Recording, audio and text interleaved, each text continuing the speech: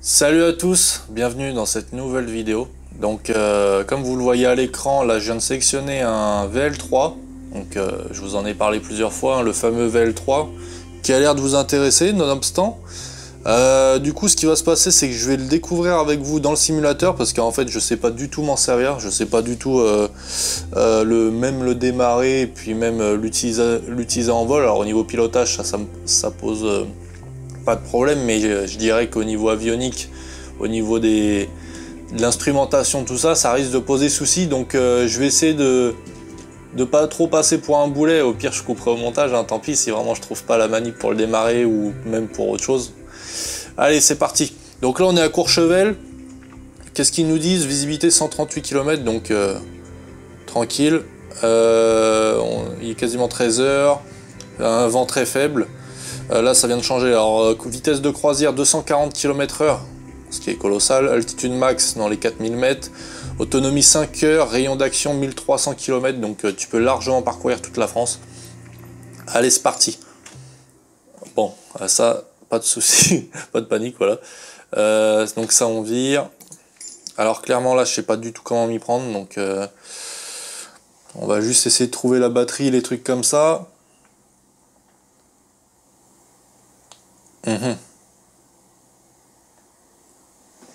Alors, déjà je vais zoomer parce que je vois rien. Master. Ah, il se passe quelque chose, il y a du bruit déjà, est-ce que le frein de parc est serré? Moi j'ai un raccourci frein de parc.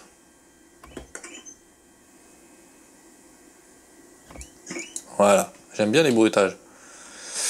Attends, je regarde que ça enregistre bien, ouais ça enregistre bien.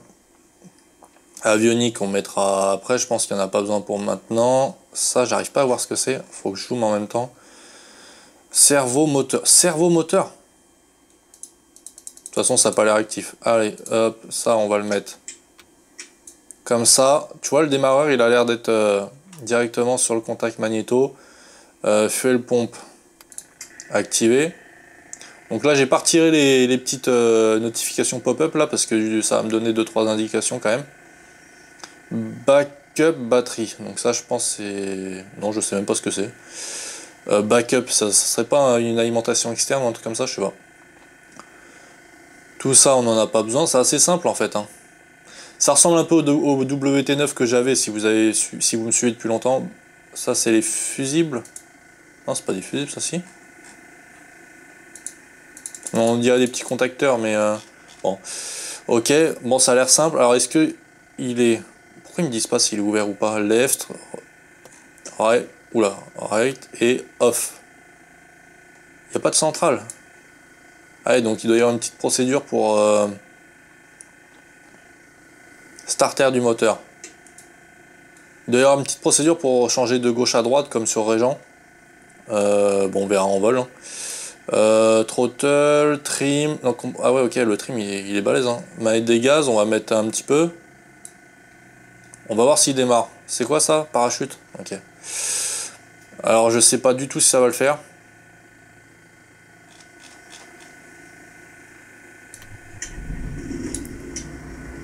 Oh, ça a démarré. Ça a démarré, on met l'avionique Garmin. C'est pas du matos AliExpress, hein. Bah ça va là, il fonctionne le Zosio là. Ah, j'avais pas vu, il y a 2 boutons là. Ventilation. On va mettre un peu parce que le copilote, je sens qu'il sait pas laver. Entrée air chaud. Ouais, en montagne, il caille un peu. On va mettre un peu. Sachant que ça pompe de l'air chaud. Non, j'ai rien dit. C'est l'air chaud qu'il y a autour du moteur, je pense. Alors, ça c'est activé. Landing. Hop, strobe. Ah, c'est quoi ces pop-up bizarres? Strobe light. Ça c'est ok. Donc t'as vu, normalement tu suis une checklist, mais en faisant comme ça, en regardant ce qu'il y a au tableau de bord, t'arrives quand même à te démerder. Starter, on le repousse. Les tours moteur, on est à 4006. Ah non, c'est le propeller, donc c'est la vitesse de l'hélice. Ah oui, donc il y a un... Attends, je vérifie qu'on n'est pas en train de bouger. Le frein de parc est bien mis, mais bon, ça on sait jamais. On ressent rien sur le simulateur. Alors je suis en manual. Hors service. Ah ouais, le problème c'est que je sais plus comment ça marche.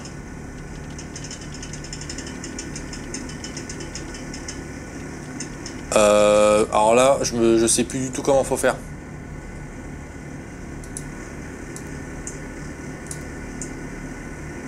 Putain, et puis je vois pas, la définition est pas assez élevée. Pourtant je suis en 1080, mais c'est pas assez élevé. Je vois pas ce qui a marqué là à droite sur le petit bouton. Hélice, maintenir pour verrouiller. Ajuster l'hélice. Oula. Je sais pas, on va voir s'il a des performances comme ça. Le problème c'est que ça c'est crucial hein, parce que manual 2006 et là 4006. 4006 on dirait plutôt une valeur de sortie de moteur.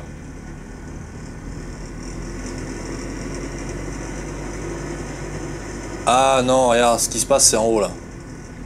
Donc c'est bien l'hélice là. Ok, bon on va rester comme ça. Ça c'est le train. Ok. Les flaps on va mettre... Ah il y a auto et manuel, ok. On va mettre en manuel et on va mettre... Alors je teste mes raccourcis joystick. Voilà, on va mettre un cran. Donc on a sur les appareils comme ça, j'en discutais avec je sais plus qui. Sur les appareils où on a des gros écrans comme ça numériques, on retrouve toujours les informations de base, hein. Le badin, bah merde, en fait il n'y a que le badin là. Donc le badin c'est le plus important, hein. C'est vraiment la vitesse c'est la vie comme disait le vieux pilote, Jack Reed, je sais plus comment on dit. Là on a la bille, donc ça pareil c'est important, mais je dirais que la bille c'est pas le plus important. L'altimètre ça aurait été... Donc là on a le transpondeur, la radio, ok. Ça, l'oramètre, bah ils nous remettent pas l'altimètre. Ah c'est bizarre ça, bon ok. Alors, quelle tête a notre appareil vu de l'extérieur? Parce que quand même j'aimerais bien voir quelle tête il a. Externe. Ah il est beau, hein. Il est beau le Zosio. Donc là je suis à Courchevel comme vous le voyez. J'ai pas de backup donc là il y a un détail, c'est comment je vais faire pour reculer. Ah, ils sont sérieux là, ils m'ont pas mis dans le bon sens. Je fais comment pour reculer là? Lui il est fait pour reculer sauf que c'était avant qu'il fallait le faire. On va essayer de reculer dès maintenant mais je crains le pire. Oh heureusement il braque encore mieux que mon espace. Ah ouais carrément il tourne sur place le truc. D'accord. Ouais je me suis demandé comment j'allais faire là. Ah vous avez vu le point d'attente il est... C'est un point d'attente ça? Non. Bon allez je me remets en vraie caméra. Qu'est-ce que c'est que ce merdier? Oh là là. Bon, on va essayer d'y arriver. Donc on a quoi en information là? La vitesse, l'altitude, le cap. Et ensuite bah il y a sûrement un pilote automatique et tout, mais t'as vu bouton intérieur gauche. Donc là t'as le heading altitude. Ah oui c'est ça le pilote. Alors là t'as de quoi rentrer le GPS. Ça fait un bout de temps que j'ai pas utilisé ça, donc le pilote auto doit être intégré au Garmin. Bon allez, on va tester, on va au moins s'approcher du point d'attente, puis on va visiter un petit peu, hein. Bah là c'est joli, hein, parce que la dernière fois je vous ai fait un... Il y a une petite voiture. La dernière fois je vous ai fait une vidéo sur Saint-Martin. Franchement j'étais déçu, Saint-Martin qui est vraiment... très important comme aéroport, et bah ils avaient rien retravaillé du tout. Elle est où la piste? Ah bah si c'était bien un point d'attente. La piste elle est là. Ok. Bon c'est un VL3 donc on va commencer, on va mettre les gaz. Ah oui ça descend pour de vrai. Oh la vache. D'accord ouais c'est vraiment violent. Ah ouais. Ah là il n'y a pas de... Comment on appelle ça, une interruption de gaz, ça c'est mort. Il n'y a aucune interruption de gaz possible sur Courchevel en fait. Donc j'ai pas la vague, j'ai pas tout ça. Si les vidéos vous plaisent, de simulation, bah, je ferai de plus en plus sérieux, hein. Je reprendrai la vac, les machins, je travaillerai un peu le truc. Pour l'instant, c'est juste un test, hein, parce que si ça plaît qu'à une toute petite partie d'entre vous, je vais pas pouvoir en refaire trop souvent, ou sinon c'est sur ma chaîne secondaire.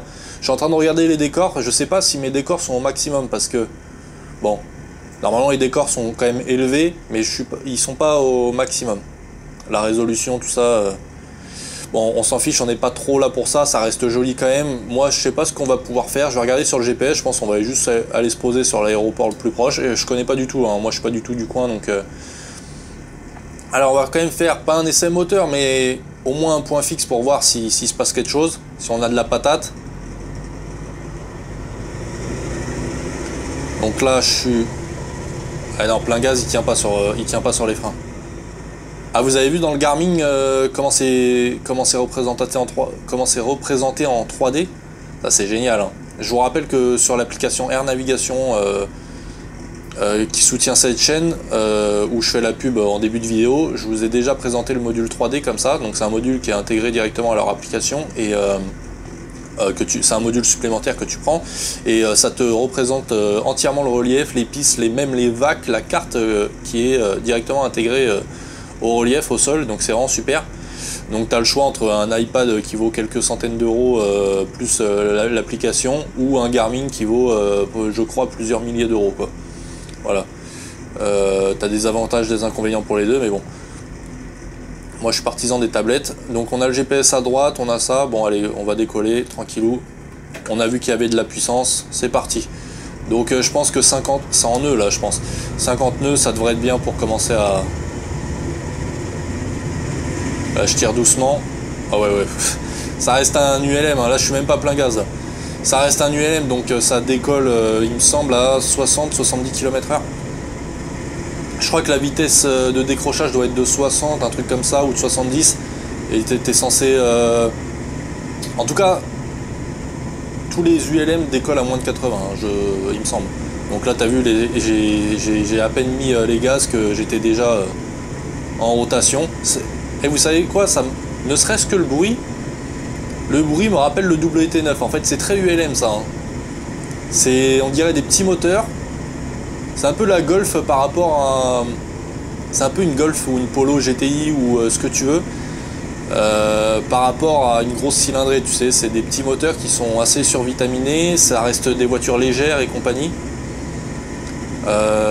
Alors attends, je rentre les...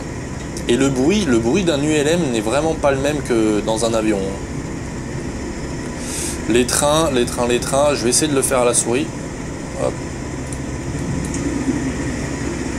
Voilà. Donc va vraiment falloir que je modifie la... Mais c'est mon écran qui est pas terrible, c'est pour ça en fait mon écran il est très pixelisé. Je me sers d'une télé 1080p qui est à 1 mètre de moi comme écran de PC, du coup bah, la résolution est pas top, tu vois, j'ai du mal à lire la vitesse. Là je crois que je suis à presque 70 nœuds. 70 nœuds, 140 km/h quasiment, donc là t'as une sacrée marche quoi.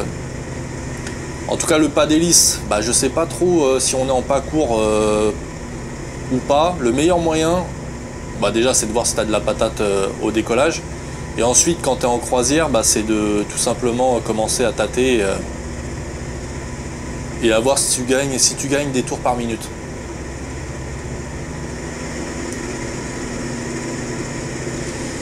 Alors, bah là j'essaye de me familiariser un petit peu avec l'appareil. Puis je visite un petit peu en même temps, donc Courchevel, là je suis en local. Hein.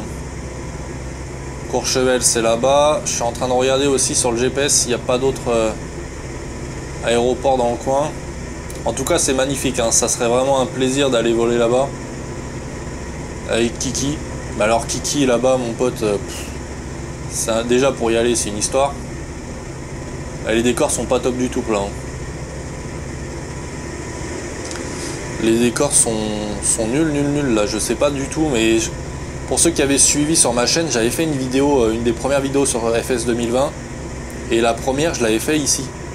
Et je crois que j'avais dit pareil, là les décors ils sont pas top du tout. Hein. C'est pas de la photo réaliste là, c'est pas de la photo satellite. Hein. J'aurais dû peut-être faire un petit test avant. Bon, après on est là pour le pilotage, pas pour les décors. Ça reste fidèle, mais il y a quelque chose, il y a un problème. Même les routes au sol, c'est pas propre. Je saurais pas trop dire. J'ai pas beaucoup d'heures de vol sur FS 2020. Il y a des endroits qui sont très jolis, mais d'autres... Alors, LFKX. On tente très bien celui-là, non? Et avant d'y aller, je teste 2-3 trucs. Donc qu'est-ce qu'on peut tester? On peut tester déjà des choses niveau pilotage. On va voir... Attends, alors, mes tours par minute. Moi, ce que je cherche, c'est les tours par minute, mais moteurs.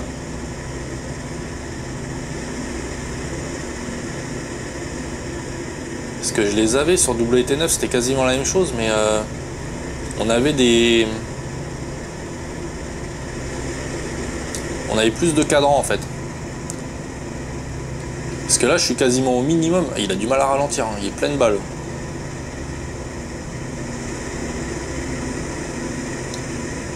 Ah ouais, mais tu vois, ouais, il est plus ou moins bien calibré, mon truc. Je vais quand même un petit peu compenser mon appareil, hein. C'est le premier truc à faire quand tu arrives en croisière. Parce que si tu t'occupes d'autres choses... Ça et regarder dehors, c'est les deux trucs...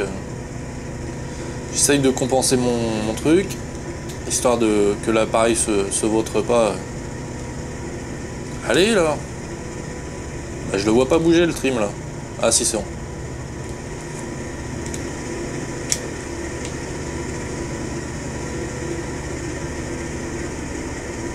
C'est jamais simple à compenser, hein. Je me rappelle sur des R400, c'était pas simple, hein.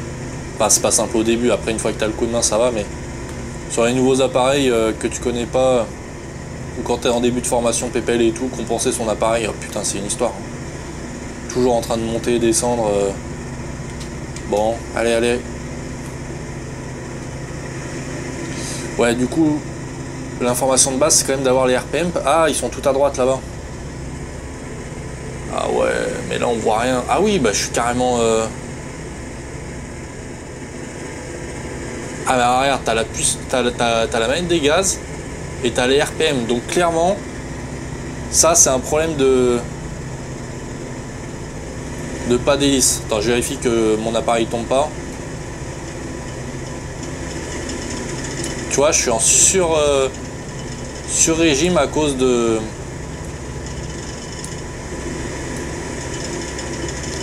Je sais pas si ça va changer quelque chose.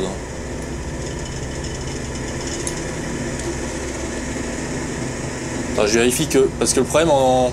Ah, franchement là il est bien compensé. Le problème en simulateur, c'est que tu ressens rien physiquement, donc tu sais pas vraiment si tu descends ou pas. Bon, comment il marche ce bidule là? Manual, et là ça doit être... Ah, constant speed, manual, mais on peut pas s'en servir de ça. Et là, ça c'est quoi ça? RPM, Inc. Ah, mais là les copains, moi je sais même pas ce que c'est ça.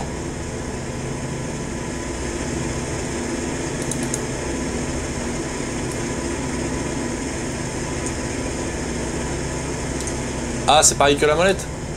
Ah, increase et decrease. C'est quoi ce boxon? Pourquoi ça modifie pas Ouais, je pige pas là. Constant. Ça fait trop longtemps, ça fait au moins 5 ans que j'ai pas utilisé de pas variable. Comment tu veux que... Sauf que là... Ah mais du coup faut réduire. Bon là par contre mon UM il commence à tomber là. Non bah je vais réduire les gaz, tant pis. Ça va forcément réduire le régime, hein. Ok, bon. Il faudrait au moins que je puisse... Ouais, bon, voilà. Donc moi je voulais tester au moins un petit décrochage pour voir comment il se comportait. Donc j'ai bien enlevé les volets, j'ai bien... Ah, par contre la pompe, bon...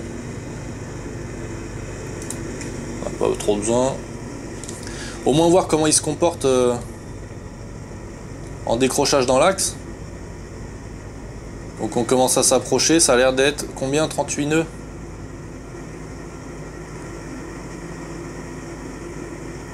Ah, je suis encore à mi RPM quoi. Bon, ça descend, ça descend. L'alerteur de décrochage. Donc dans l'axe. Ah oui, oh bah, il part carrément sur le côté. On lâche tout, on va voir si ouais, il revient tout seul. Bon bah tu vois, j'ai fait ça carrément près du relief. Hein. Bon bah, je dirais pas je sais pas si c'est pareil en vrai, mais là clairement, il est complètement parti sur le côté. Donc en vrille. Hein. On peut réessayer avec les pleins volets, on va voir s'il part... Là, moi j'étais complètement dans l'axe. Hein. Alors j'ai pas regardé ma bille.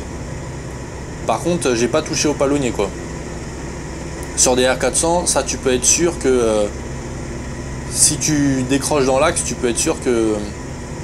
qu'il partira pas sur le côté comme ça. Donc avis à tous les gars qui connaissent le VL3. Est-ce qu'il part comme ça pour de vrai en décrochage? Vous pouvez me le marquer dans les commentaires, je serais curieux de savoir.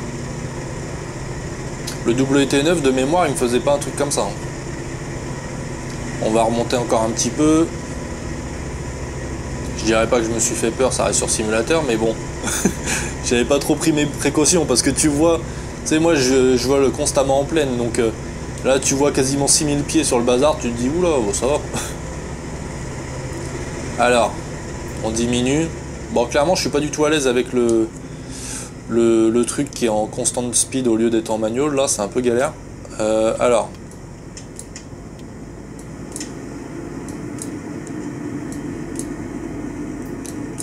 Bon, j'ai les pleins volets. J'ai la bille au centre. Tout à l'heure, je devais avoir la bille au centre, c'est sûr. Ah, et bah ouais. Je sais pas du tout si c'est comme ça. Alors là, je maintiens en arrière. Je lâche. Bon, il reprend tout seul quand même. Hein. Mais ouais, il part complètement sur le côté. Ça, c'est assez incroyable. Hop.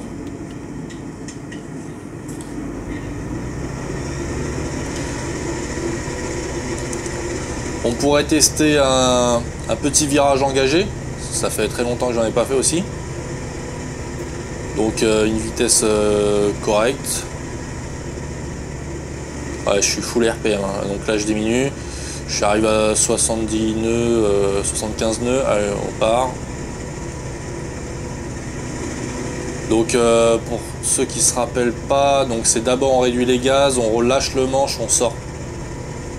Donc on va regarder sur le côté, hop, hop, hop, je tire de plus en plus. Et là normalement je suis en virage engagé là. Donc hop, je lâche. Et ressources doucement. Ok, ok, ok. J'irais bien me rapprocher de... Donc nous on vient de là-bas. Bon, les décors sont pas top du tout là. C'est bien par là-bas, Courchevel normalement. Ouais, ça y est, je suis paumé.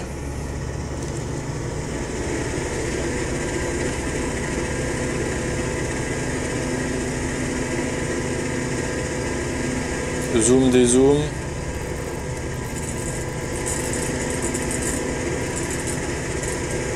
Ah oui, donc non, je pars pas dans le bon sens. C'est pas grave, l'essence est gratuite, tranquille.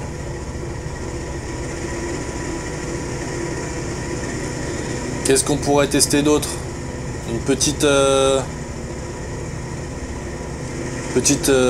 acrobatie aérienne,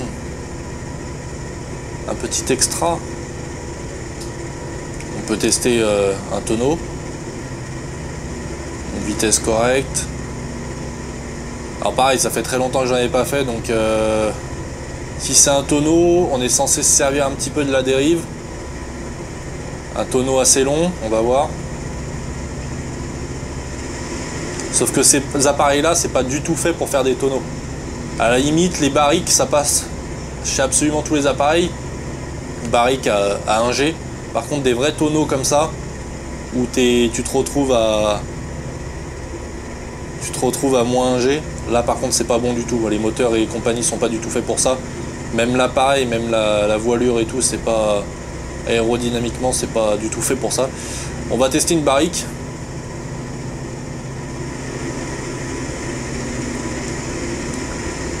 Oula, elle est pas top, elle est pas top. Elle est pas top du tout.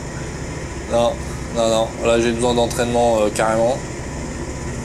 Carrément besoin d'entraînement, les gars. Je vais retester quand même. Mais je pense que déjà, j'avais pas assez de vitesse. Et puis surtout, ouais, j'ai pas levé assez le nez. Et puis surtout, je suis pas du tout assez entraîné. Mais on va retester quand même. Ah non, je le sens pas. Non, j'ai pas le coup de main.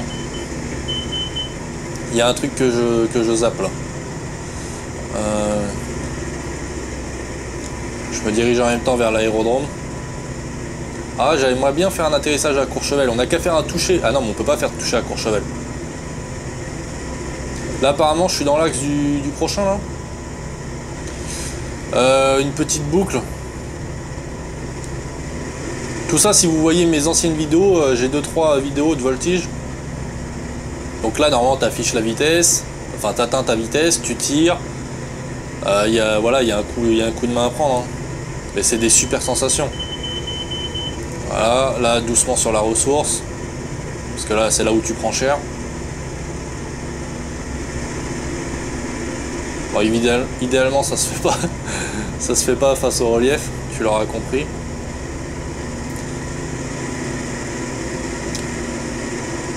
Bon, on va aller tenter un petit peu des posées, des trucs comme ça.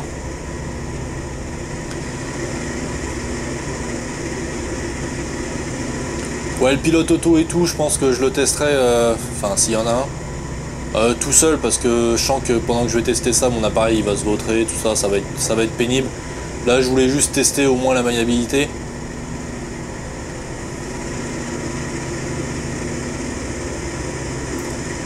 En tout cas, il avance bien. C'est pas un veau, ça c'est sûr. Donc la piste doit se situer en dessous, donc c'est une piste de vallée, je pense. Un peu plus loin peut-être.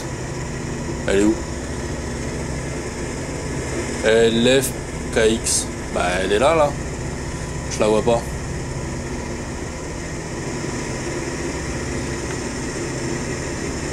Vous voyez quelque chose vous?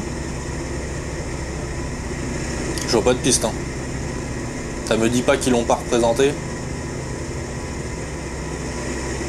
Bah. Ah peut-être là-bas là. Bah, on est quasiment vertical terrain là. Tiens, on va faire une petite vue extérieure, on va voir si on voit la piste.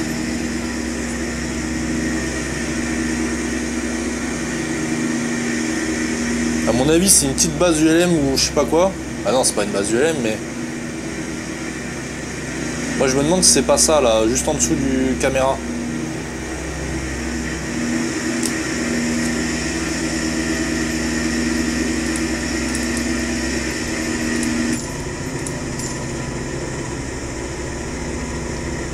Ah, je me demande si c'est pas là. Ah, ça a l'air d'être ça, non? Je vois pas ce que ça pourrait être d'autre. C'est pas une base ULM en tout cas.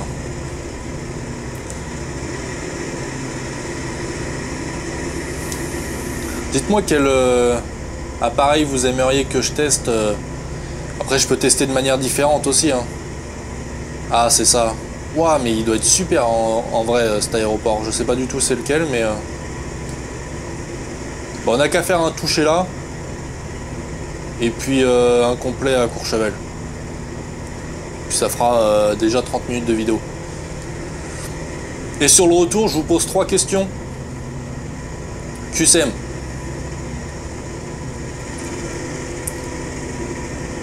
Voilà, c'est carrément à la voix des gaines. Hein. En plus, avec mon problème de pas variable, je sais même pas comment je vais faire parce que du coup, c'est pas du tout pratique.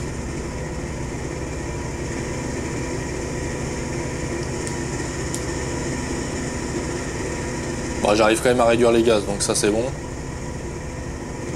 Bon, bah, ça va être court, tiens. On va peut-être attendre un petit peu quand même. Je sais pas si l'approche elle se fait dans ce sens là par contre, parce que vu la pente, et moi je suis pas du tout familiarisé avec les trucs de montagne. J'ai pas du tout ma qualif comment on appelle ça, vol montagne. Et quand je dis pas du tout, c'est que j'ai jamais fait un atterrissage sur aérodrome, même en tant que copilote ou quoi. Hein. On va mettre un cran de volet quand même 2 crans, parce que là on va être juste. La pompe. Hop. Oh, ça risque d'être hyper chaud, je le sens pas du tout là. En plus je commence à être lent là. Non, je le sens... Ouais, je le sens vraiment moyen là. Eh, ça me fait penser à l'Alpe d'Huez. Ah ouais, en plus je suis beaucoup trop haut, non, c'est pas simple du tout. Hein. Ah, les vols montagne. Si c'était sur un DR400 que j'avais l'habitude, que j'étais entraîné et tout, je pense que je te pose ça sur n'importe quoi. Mais là, avec un VL3 qui a une finesse de fou, une pente un peu chelou, attends, je sors les pleins volets parce que là... Ah ouais, non, c'est pas simple. T'as vu comment elle est représentée en 3D la piste? Ah ouais, non, t'as l'impression d'être à Saint-Barthélemy là. Là, ça va juste être un touché, donc ça va être plus simple. Ouais, je me demande si c'est pas l'Alpe d'Huez ici. Parce que moi, je faisais de la DH, du vélo de descente aux Deux Alpes. J'étais passé une fois là. Bon, c'est juste un touché, hein, mais... Ah ouais, c'est archi chaud. Hein. Je pense que c'est pas une plateforme pour les VL3. Mais en vrai, l'approche, elle doit pas être trop comme ça non plus. Hop, on touche, on touche. Oh, bon. Oh, j'ai pété l'appareil. Oh non!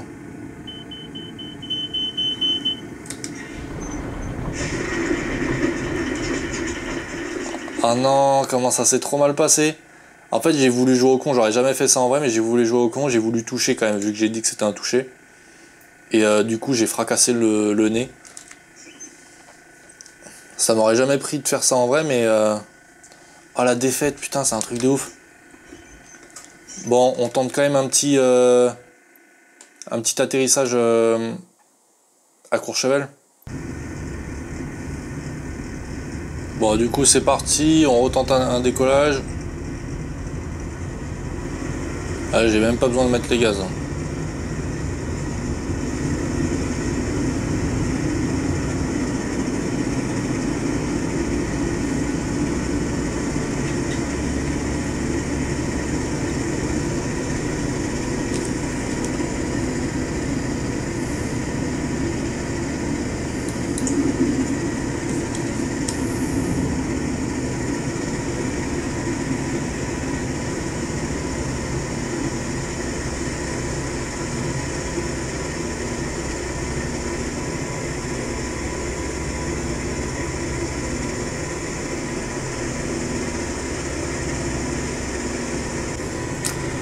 Donc on a par exemple...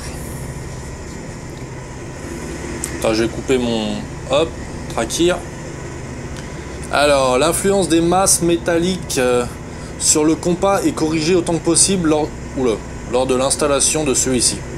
Il reste toutefois une erreur résiduelle que le pilote doit en principe prendre en compte et qui s'appelle soit la déviation 1, soit le 2 la compensation, soit 3 la variation, soit 4 la déclinaison magnétique. Donc c'est la déviation. Et on a en commentaire: le compas indique le nord magnétique, mais en raison des perturbations liées à l'environnement, masse métallique de l'avion et du moteur, qui interfèrent de manière électromagnétique avec les instruments, il se crée une différence appelée déviation. Donc perso, par déduction, j'avais pris déviation, parce que déclinaison magnétique et tout, ça c'est encore autre chose. Le tableau de compensation, souvent situé sous le tableau de compensation. Ah oui, c'est vrai que c'est ça. Tu sais, dans les DR400 et compagnie, souvent sous ton compas, tu as un petit tableau. Alors pas dans tous, hein, je les ai pas vus dans tous, mais le tableau de compensation, souvent situé sous le compas magnétique, indique de combien il faut corriger le cap pour obtenir le cap magnétique. Je vous montre la photo.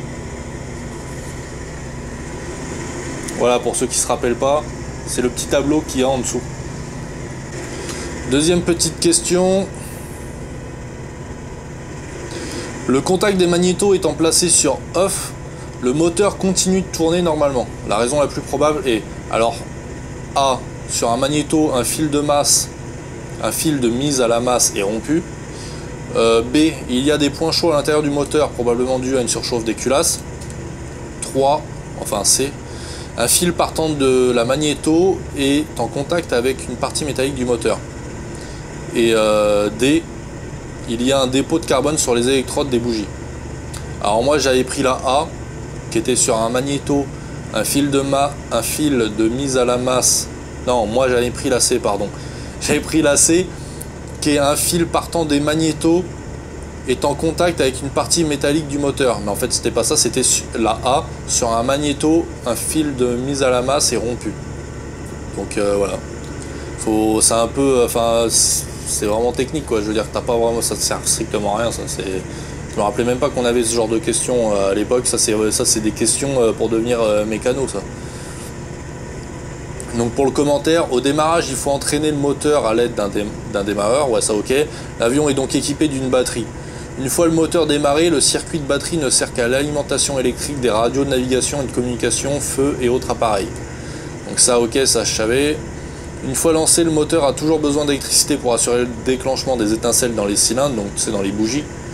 Ce dispositif appelé l'allumage tire son énergie d'une magnéto, il y en a 2 par sécurité.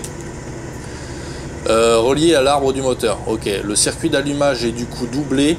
Chaque circuit est indépendant de l'autre. Donc ça c'est de la redondance aéronautique. Hein.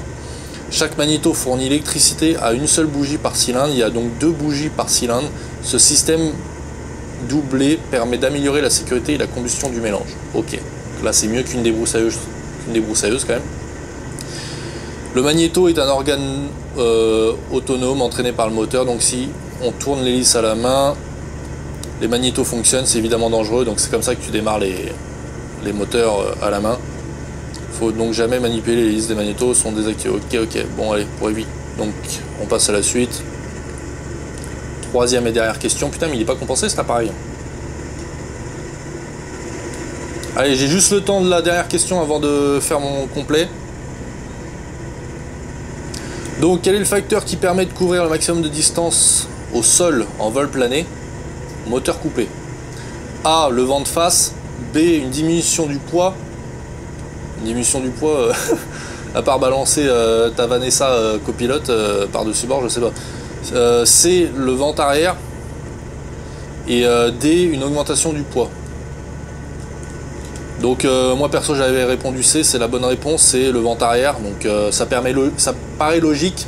Tu peux hésiter avec le vent de face, mais le vent de face en fait va te faire gagner en portance ce que tu veux, tu vois. En temps de vol, je crois même. Mais en tout cas, la distance parcourue au sol, non, ça sera surtout avec le vent arrière, tu vois. Parce qu'en fait, tu vas énormément gagner en vitesse, et la vitesse, c'est ce qui va te faire gagner. Attends, je pilote en même temps, c'est galère, mais bon, ça fait comme en vrai. Hein. Je pense que alors, commentaire, je pense que... Ouais, non, c'est tout, il n'y a pas de commentaire à faire, je te l'ai fait. Je t'ai fait le commentaire, voilà. Allez, je reprends les commandes, parce que là, c'est en train de se vautrer. Je te fais un petit atterrissage, et c'est bon.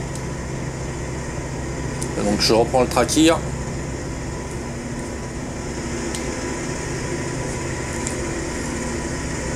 On est dans l'arc blanc, on sort les trains. Alors, j'ai jamais eu à rentrer, j'ai jamais piloté avec des trains rentrants, mais je pense que tu sors dans l'arc blanc avec les volets. Hein. On sort juste. Alors sur celui-là, il semblerait qu'il y ait 4 crans de volets. Moi, je vais en mettre 3. Le 4e, ça doit être pour les tout petits terrains, pour vraiment avoir une vitesse d'approche très très faible. Donc là, bon, on se présente bien. Donc, comment faire une approche sur Courchevel théoriquement. Donc là, je suis trop haut théoriquement. Tu vises le seuil de piste, tu fais pas un truc bizarre. Sauf qu'à la fin, en fait, quand t'arrondis mais très très fort parce que ce que tu vas faire, c'est un arrondi sur une piste qui monte, tu vois. Donc en fait, le but, ça va être de faire une asymptote, tu vois. de venir te rapprocher de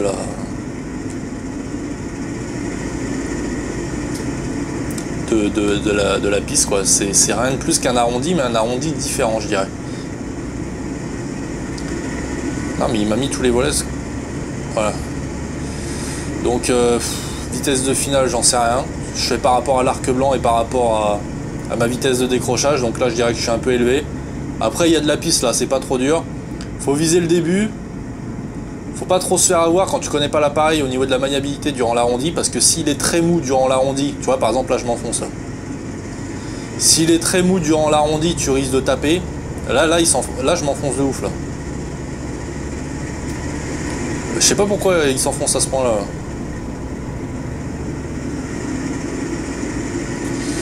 Bon voilà, donc peut mieux faire hein, largement. Je pense que tu testes pas ça sur un appareil que tu connais pas. C'est la base. Je pense que là tu vas avec ton avion préféré de l'école et puis basta quoi. Puis avec un instructeur qui connaît et tout, et puis voilà. Donc là ça faisait un petit peu trop d'un coup, mais bon c'est pas grave.